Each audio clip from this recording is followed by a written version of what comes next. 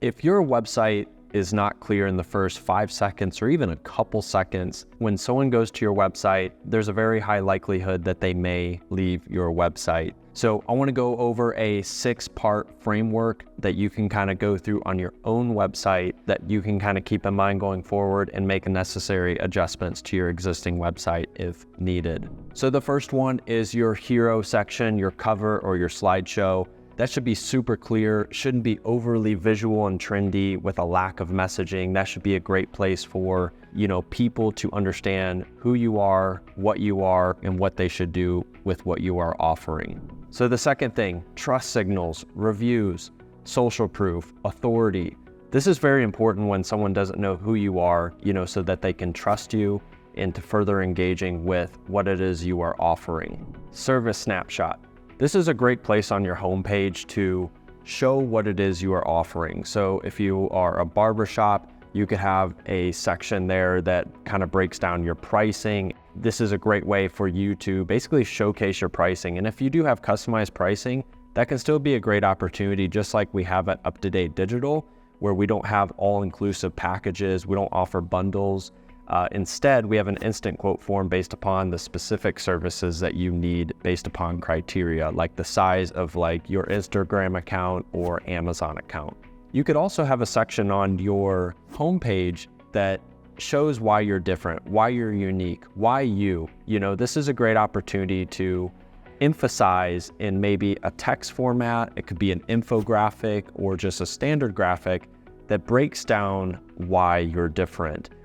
To encourage people to buy your services or buy your products. So client proof, authority proof, social proof, very similar to the trust factors. This can be a great way to showcase testimonials, people that have done business with you if you're a service-based business or even a product-based business, but showing what real experiences people have with your products or services. This is a great way for people to know a little bit more and for customers to interact with those testimonials and reviews to, give themselves a real world example and put themselves in the shoes of that review on what it could be like to buy your product and to experience your product and or a service. And so your footer section, this is great for many different things, whether it's your policies on your websites, quick links, but it can also be a way to capture sales. If someone has gone all the way from the top to the bottom of your website on your homepage, this can be a great way for you to have call to actions down there, which should be throughout your homepage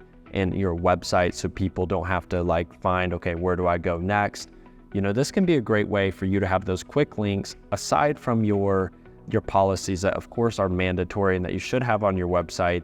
But your footer is a great place to help kind of organize everything about your website with those links. If your homepage isn't clear, whether you're running ads or you have organic traffic coming to your website and your homepage is just not optimized with some of the talking points that we went over with the 6 frameworks, then there's a very high likelihood that people are just not going to convert. They're not going to try to figure it out. They're not going to try to weave through the overly visual and trendy designs with lack of messaging and who you are and why you're different and what you even offer or sell or what the price points could be.